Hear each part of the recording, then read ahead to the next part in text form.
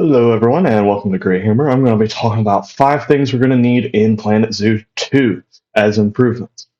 Now, this was kind of planned out before we got announced that there will be another Planet Zoo DLC, and so I apologize. This is kind of just still speculation on Planet Zoo 2. I'll have some more videos about what DLCs I think we need in Planet Zoo 1, but I think it's really exciting that they're continuing the franchise, supporting the franchise with Planet Zoo. Sorry, my dogs are fighting in the background. Don't play fighting. But so let's get into it. What we need in Planet Zoo 2, which I guess they could do in Planet Zoo 1, but I'm not sure that they will. The first one is more exhibits. So we have our walkthrough exhibits, and we have our regular 4x4x4 exhibits. But if you've been to any zoo, you know that a lot of the times they have um, bigger or smaller exhibits than us, or even uh, small mammals and stuff in exhibits about this size. So I think similar to billboards, how we have a bunch of different size billboards, it would be really cool if we had a bunch of different size exhibits, like aquariums, terrariums. I've got here from some, so this is like a dart frog terrarium, because dart frogs usually aren't kept in a 4 meter by 4 meter enclosure. So it doesn't make too much sense that we have this giant thing for um,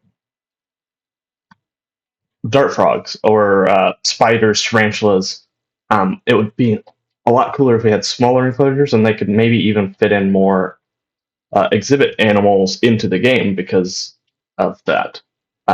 Other larger ones, like for example, for this Blackfoot ferret, um, this would allow, and you could even maybe even have it so that some animals, like the prairie dog, the meerkat, um, they could be kept either in an outdoor regular like a habitat, or you could put them in an exhibit. That would be something interesting.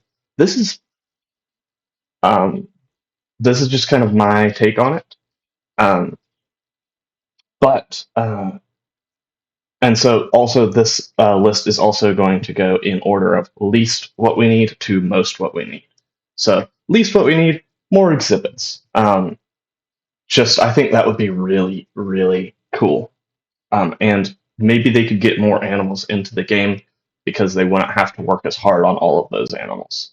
Um, that's kind of my thought on that. Um, Space requirements. This needs to be improved drastically. So in Planet Zoo, um, space requirements are pretty high. So, like for example, polar bears, a pretty big example of that, of where a polar bear needs 33250 square meters um, and 720 square meters of water.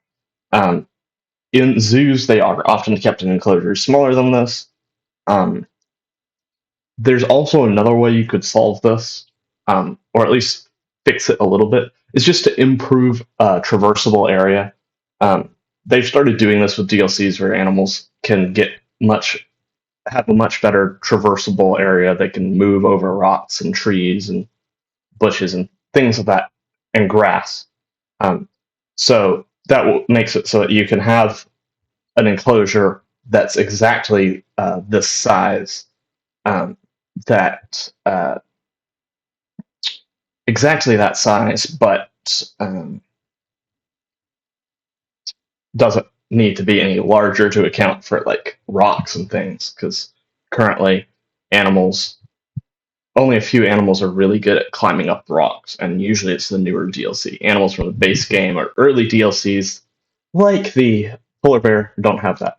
Another egregious example is the beaver has one of the it has an enclosure requirement that is bigger than most medium-sized ungulates. So just kind of improving those requirements to be more in line of, I'm sure the AZA or the I don't know what the European one is called, but the Association of Zoos and Aquariums probably has a recommended size for their enclosures, and they could pull from that most likely, would be what I would suggest. I know they've done work with them, but I feel like I know I've seen beaver enclosures much smaller than what is required in here. Water collision, and more specifically, I'd love to see water collision with like construction pieces. So things like walls, you could make a pool with walls instead of having to raise the terrain, which can be very, very difficult. Just working around with their pathing system, which we'll get into a little bit later. But just being able to make pools with like concrete and stuff like that. Now you kind of can cheese it around a little bit to make it look like it's a concrete pool, but just having water collide with construction pieces would help a lot in that matter. Better pathing. Pathing system in Planet Coaster. Sorry for the low resolution picture. I was trying to get one that wasn't part of anyone's tutorial or anything like that. Pathing hates water, it hates fences. You have to build a very particular order of how you make your habitats in order to just get along with Planet Zoo's pathing. So just improvements on that. That could be, it can get closer to water, it can get closer to fences. I'd like smaller sections, and maybe even like triangular pieces. I'm trying to remember how Zoo Tycoon 2 did their pathing because I remember really liking it. You could do a lot more with it. Just improving pathing would be great. I don't think it would be that difficult to, and I would say we're probably getting better pathing. I mean, 5 years, you probably figured out a better way to do paths. And the big one, aviaries. So I'm going to probably differ from a lot of other people and say that I do not mind whatsoever if they go through their little loop animations. Now, Jurassic World Evolution 2 has taught us that they can do free flying. But maybe we only do that for a couple of birds. Like, I'm not even sure which birds. But like a walk-through exhibit with birds would be great. Maybe we're getting it in the next pack. We'll see. They have the tech. They just need to replace the bats with something like a budgie. But a walk-through exhibit aviary like this. You could also have like your regular exhibits with birds in them. Just reskin it a little bit. I think it would be really cool. I mean, everyone in Planet Zoo thinks it's really cool. That Planet Zoo probably needs birds and aviaries.